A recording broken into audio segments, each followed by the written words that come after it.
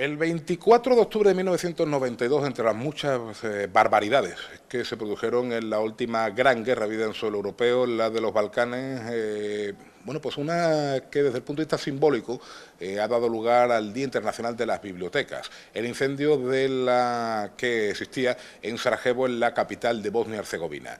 26 años después estamos de enhorabuena en la Biblioteca Pública del Estado Adolfo Suárez en Ceuta, porque cumple 5 años esta rareza, vamos a decirlo así, que la historia nos ha legado.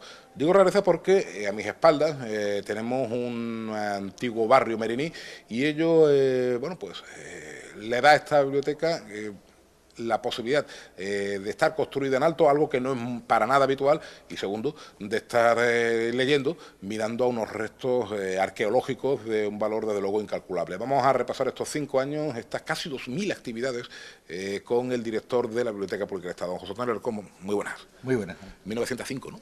Efectivamente, en 1905 hasta el día de ayer son las actividades que ha realizado la biblioteca. Ajá. Lo comentamos antes de empezar a grabar, la primera actividad fue una jornada de puertas abiertas. Sí, efectivamente, eso es, por eso conmemoramos esos 5 años. El día 24 de octubre de 2013, Día Internacional de la Biblioteca, tal día como hoy, inauguramos las actividades de esta casa. La biblioteca estaba ya prácticamente equipada y a punto de abrir, y hicimos la primera visita pública de los ceutíes a todos los que quisieron sumar. Hubo bastantes ceutíes, hubo bastantes cientos de ceutíes que aquel día visitaron por primera vez la Biblioteca Adolfo Suárez. En el momento no se llama todavía Adolfo Suárez, Biblioteca Pública del Estado. Y pues esa fue nuestra primera actividad y de alguna manera, la fecha de referencia del nacimiento o de la puesta en marcha de esta infraestructura. ¿Qué recuerda de aquellas caras, de aquellos gestos, ¿no?, de los ceutíes cuando vinieran y vieran la biblioteca? Porque claro, sabíamos que se iba a construir una biblioteca, pero insisto, el impacto visual desde luego no invita para nada a pensar que estamos en una biblioteca digamos, como las de toda la vida, entre comillas. Bueno, el impacto fue espectacular, ¿no? Es decir, no solo sorprendieron los ceutíes, sino también durante esos meses casi todos los intelectuales, los autores que pasaban por Ceuta pasaron por esta biblioteca. Mario Vargas Llosa fue el primer autor que pisó esta casa, cuando estamos todavía en pleno equipamiento, en julio de 2013, y se sorprendieron porque la verdad que primero es una biblioteca diferente, el yacimiento, su estructura la hace una biblioteca muy distinta a las demás.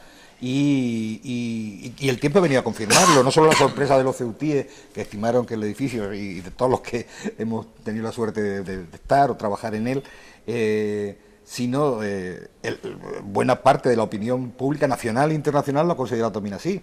Tenemos que recordar que la Biblioteca Española más premiada en los últimos años. Son ya 5 premios los que acumula, entre algunos internacionales, otros nacionales. Ha sido finalista, por ejemplo, del premio Aga Khan, o semifinalista del Mir van der Rohe, 2 grandes premios de arquitectura, el premio CEME, el premio Europeo de Integración del Patrimonio, el premio Luis Mansilla. En definitiva, es hoy sin duda una de las infraestructuras culturales más premiadas del país, ¿no? Y además yo creo que sí representa lo que debe ser la gestión del patrimonio histórico en una ciudad como Ceuta, en la que, bueno, en determinada zona de la que corre un tabique te aparece un cementerio o algo. Es decir, tenemos 2 opciones, o taparlo o integrarlo. Efectivamente, es complicado y complejo técnicamente y por la cantidad de recursos que hay que destinar su mantenimiento. Pero yo creo que la mejor solución, si se quiere desde luego conservar, es integrarlo dentro de un conjunto cultural, artístico que funcione. Haber dejado esta infraestructura al aire hubiera sido que con el tiempo se hubiera destruido probablemente, ¿no? Yo creo que se hizo muy bien en el año 95, cuando se volvió a enterrar, una vez que se había documentado el yacimiento, y justo se desenterró una vez que la biblioteca estaba terminada, para poder proteger este conjunto monumental, ¿no? Y en ese sentido, pues creo que fue la mejor solución. Y también es verdad que no existen muchos yacimientos de este tamaño integrados dentro de edificios, que tuvo su complejidad y sus elementos los arquitectos tuvieron que trabajar mucho y rediseñar incluso en algún momento dado algunas partes del edificio para poder integrar de una forma completa y en condiciones el yacimiento, ¿no? Ajá. En cifras, ¿cuántas personas más o menos han pasado? Pues también te lo puedo decir con bastante exactitud. Aquí puede haber un poco más o menos, pero estamos hablando de 700.000 personas en estos 5 años, ¿no? Aproximadamente la media que venimos registrando de personas que vienen a hacer alguna actividad, ahora si quieres la desmenuzamos, suele ser en torno a las 140.000 personas anuales, de media.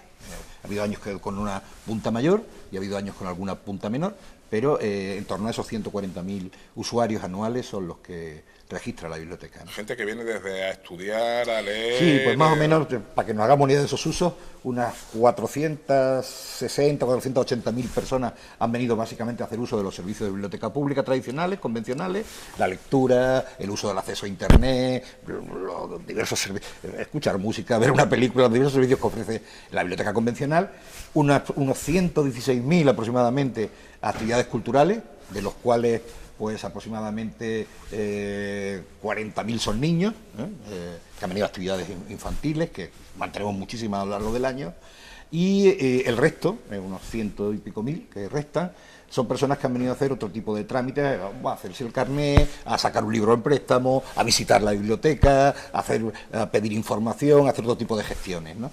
En definitiva, eso es más o menos cómo se reparte, pero estamos hablando ya de casi 700.000 personas las que han pasado por aquí, ¿no? Otra cuestión, ahora que usted la menciona, es la del carné, la posibilidad de leer, de incorporarnos a las nuevas tecnologías también con el fondo de la propia Biblioteca Pública del Estado de Ceuta, con nuestra clave. Sí. Podemos disponer de una serie de libros que están perfectamente informatizados. Efectivamente, tenemos eBiblio, que es una biblioteca moderna, con los fondos modernos abiertos a toda la ciudadanía. Con el carnet damos las claves y puedes acceder a ellos desde casa sin necesidad de desplazarte. Pero también tenemos otra que está abierta, ni siquiera necesitas el carnet, que es los repositorios que tenemos, Ceuta Digital y Ceuta Patrimonio Digital, y básicamente en el propio catálogo de la biblioteca, que está online, como sabéis, aquellos libros que tenemos los derechos, unos 500 aproximadamente en este momento, están colgados en la propia ficha del libro, por lo cual no tienes ni que abres la ficha y descargas el libro, ¿no? Además, hemos modernizado todo el tipo de accesos, no solo desde los ordenadores, sino que recientemente, hace un año aproximadamente, incorporamos un nuevo programa, MOPAC se llama, que permite acceder desde el teléfono móvil de una forma amigable, ¿no? Antiguamente era más complicado del teléfono móvil, hoy es perfectamente amigable y vamos todos los años intentando mejorar los sistemas de biblioteca digital. Son varios los repositorios que contamos, esos 3 que te he dicho básicamente. Hemos mejorado también el acceso a nuestra... Y hemos trabajado mucho también todo el tema de páginas web, redes sociales, prácticamente estamos en todas las redes sociales. Estamos en todas las redes sociales, estamos en este momento emitiendo buena parte de nuestras actividades por internet, de nuestra propia... tenemos canal de YouTube, página de Facebook, estamos en Twitter, tenemos un archivo fotográfico colgado en Flickr prácticamente de más de 5.000 o 6.000 fotografías de actividades de la biblioteca. En definitiva, hemos trabajado muy a fondo también todo el tema de la biblioteca digital, la biblioteca fuera del marco de la biblioteca convencional, del edificio, que nos permite estar pues abiertos durante 24 horas los 365 días del año, ¿no? ¿Y las asignaturas pendientes? Que a sí, las haylas.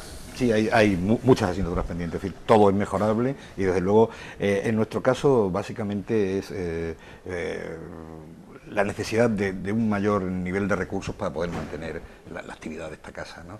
Esta es una estructura muy compleja, que necesita mucho dinero de mantenimiento. Eso nos ha hecho que buena parte de los recursos los que disponemos, y no me quejo, es decir, la ciudad aporta una inversión importante todos los años para mantener esta instalación que supera de largo el 1.000.000 de euros, 1.5 millones aproximadamente cada año, ¿no? Lo que cuesta mantener el conjunto de las actividades de esta casa, pero la plantilla sobre muchísimo dinero y el mantenimiento del edificio. Eso nos ha hecho que en actividades como el mantenimiento de la colección de los fondos, que es importante para nosotros, las adquisiciones o las propias actividades, pues dispongamos de relativamente pocos recursos. Es verdad que hacemos mucha actividad, pero también es cierto que esa actividad está muy relacionada con las alianzas que hacemos, ¿no? Prácticamente todas las instituciones de la ciudad han pasado por aquí, tenemos una estrecha alianza con todo tipo de organizaciones, de instituciones que nos permiten ofrecer mucha actividad que prácticamente nos sale gratuita, no tenemos que, pero nosotros desde luego demandamos más recursos y luego, aunque parezca mentira, hubo un político cuando inauguramos esta casa, o cerca de inaugurar esta casa, dijo que nunca se llenaría. Pues desgraciadamente tenemos el problema contrario, tenemos a veces enormes picos, sobre todo en esta época del año, por las tardes, durante el curso, porque la gente la infraestructura es insuficiente a pesar de sus 500 puestos de lectura. Ayer mismo, por ejemplo, más de 100 personas quedaron fuera de la instalación porque no teníamos más capacidad. Y pues otro de las asignaturas pendientes, urge abrir una nueva instalación bibliotecaria, está ya prácticamente terminada la obra, se nos ha demorado un poco la entrega del edificio, la nueva sucursal de la UNED es lo que nos vamos a volcar en los próximos meses para dotar de mayor número de plazas de lectura, que son hoy necesarias, indispensables y urgentes, y además nos va a permitir dotar una zona de la ciudad muy poblada, donde estaba antiguamente ubicada nuestra biblioteca, de ese servicio bibliotecario que yo creo que es muy necesario. En fin, y como digo, necesidades y insuficiencias tenemos muchas. La mejora de nuestros servicios informáticos, de nuestra estructura digital, porque es muy cara el mantenimiento de estos servicios, pues la tecnología hoy es cara, evidentemente, y bueno, pues evidentemente tenemos insuficiencias.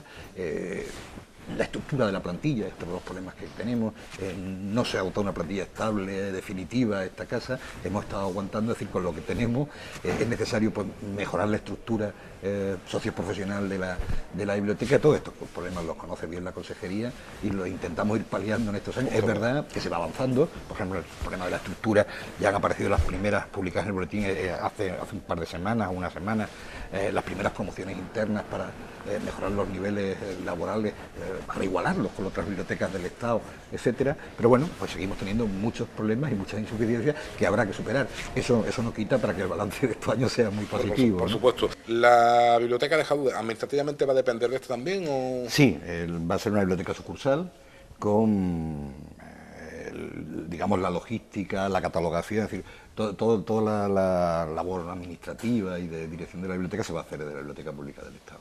Con lo cual usted va a ser el primer bibliotecario que yo recuerde que inaugura 3 bibliotecas.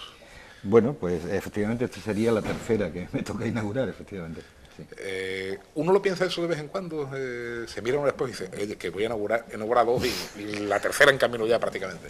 Bueno, la verdad que va surgiendo con el tiempo, ¿no? Yo, la verdad que cuando llegué, recuerdo que llegué a una pequeña biblioteca situada encima del mercado, en la antigua residencia de la juventud, no sé qué, sí, donde prácticamente, bueno, era un local pequeñísimo, con muy pocos fondos, y bueno, en estos 33 años ya, creo que hemos, poco a poco, con trabajo, con esfuerzo, desde luego con apoyo y recursos del ayuntamiento primero y después de la ciudad autónoma, hemos logrado revertir esa situación y hemos logrado pues tener un sistema bibliotecario, empezar a tener un sistema bibliotecario en condiciones para una ciudad de este nivel, ¿no?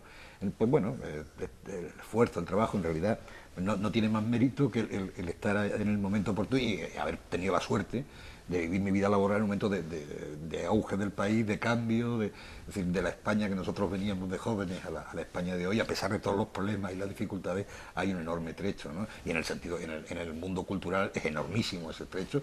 Bueno, y lo hemos recorrido durante estos años a la vez que el país, ¿no? Bueno, las próximas actividades de la biblioteca, al margen de la conferencia de María Dueñas, que, por cierto, es una historia curiosa. Creo que Ceuta fue uno de los primeros sitios donde ella presentó su primer libro, El tiempo de costura, era una autora entonces desconocida. A los pocos meses ya se había convertido en un auténtico fenómeno de masas, un bestseller, y ahora, bueno, pues no cabe duda de que María Dueñas es una de las autoras, además por méritos propios, más leídas Yo recuerdo con mucho cariño la primera estancia de María Dueñas, pues nosotros siempre estábamos muy interesados en toda la literatura que está relacionada con el norte de África, sí, con el entorno del protectorado, con los entornos de Ceuta, ¿no? Con el estrecho, etcétera.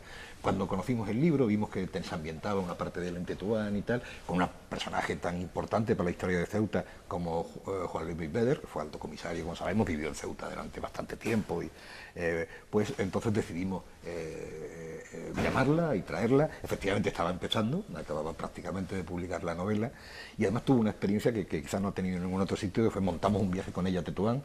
Se llenó 2 autobuses, porque en realidad nosotros conocimos a María Dueñas gracias a sus lectoras. Buena parte de las personas del club de lectura, de las sobre todo mujeres lectoras de nuestra biblioteca, nos habían hablado de ella, de su novela, etcétera, y fue la voz de las propias lectoras las que fue haciendo que María Dueñas se convirtiera en un fenómeno literario de primer orden, ¿no? Pero tuvimos la suerte efectivamente de al principio de su carrera o de sus primeros pasos como autora, en recibirla en Ceuta, haber hecho aquel magnífico viaje, y ella guarda un gratísimo recuerdo de Tetuán, de Ceuta, y está encantada de volver, ¿no? Hemos pues tenido ocasión, después de aquella primera experiencia, volver a contactar con María y que nos presente su última novela. Sí, porque más quiero recordar que ella no conocía Tetuán cuando escribió El tiempo entre costuras, o lo conocía más por referencias que por... Bueno, su familia había vivido en el protectorado, ella no, efectivamente, y luego sí vino, antes se ambientó para escribir la novela, y lo hizo con Ricardo Barceló, que es el primo de José Luis Gómez Barceló, que vive en Tetuán, poeta, escritor, y fue, de hecho, ella tiene un gran agradecimiento a Ricardo. En estos días va a volver a reencontrarse con él, porque Ricardo fue el que le introdujo en el mundo tetuaní, el que le guió en sus primeros pasos en Tetuán y el que le ayudó un poco a documentar toda la parte tetuaní de su novela, ¿no? Una curiosidad, de todos los autores que han pasado por aquí, que no han sido pocos, noveles o consagrados, ¿cuál es el que más le toca la fibra? ¿Cuál es el que más le llama la atención? Es que han pasado tantos que... Hombre, el listón se puso alto de primera hora, que fue Vargas Llosa, pero a partir de ahí... Bueno, yo tengo algunas debilidades, ¿no? Me encantó, por ejemplo, conocía poco su obra, luego la he leído casi entera, Ignacio Martínez de Pisón, Premio Nacional de Literatura, un magnífico novelista. Me encantó, por ejemplo, siempre tenía una gran admiración por Luis García Montero, he tenido la suerte de tenerlo por aquí, y después, bueno, es que tengo una especial grato recuerdo de dos personas. Una es por lo que significan en la cultura española, ¿no? Pedro Martínez Montave, nuestro principal arabista, que tuvimos la suerte de tenerlo aquí y pues, ya con una edad avanzada, tiene don Pedro, pero es una figura emblemática. Aquí disfrutaría como un niño, ¿no? De la cultura española, y tuvimos la ocasión de gozar con él.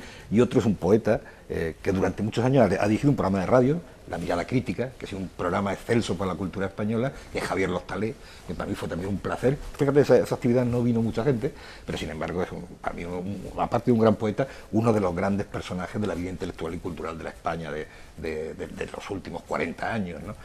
Han pasado mucha gente, me olvido de muchos seguramente, pero hemos tenido, yo creo que un gran nivel de novelistas, de autores, de pensadores, porque no solo hemos traído novelistas, sino también pensadores, historiadores, etcétera.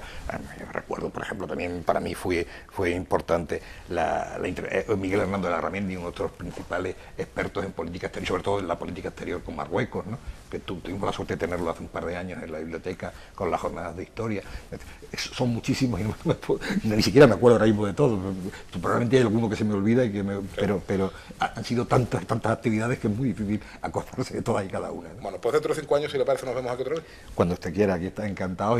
Bueno, vendremos antes, pero digo, repetimos esta entrevista, si quiere, dentro de 5 años. Espero que va a ser probablemente uno de, no lo sé con exactitud, pero de mis últimos años, probablemente ya al frente del servicio, porque a todos nos llega la edad, pero a los 10 años todavía creo que si tengo suerte y la salud nos lo permite, estaremos aquí celebrando el 10º aniversario. Espero que para el 10º aniversario estemos aquí sentados y, desde luego, hay que venir a la biblioteca. Recuerden, María Dueñas, en nuestra ciudad, El tiempo entre costuras, su libro más conocido, viene a presentar Las hijas del capitán, no de un capitán marítimo, sino de un capitán algo más especial, y mucha cultura, mucho que está por venir. José Antonio, muchas gracias como siempre. Muchas gracias a vosotros.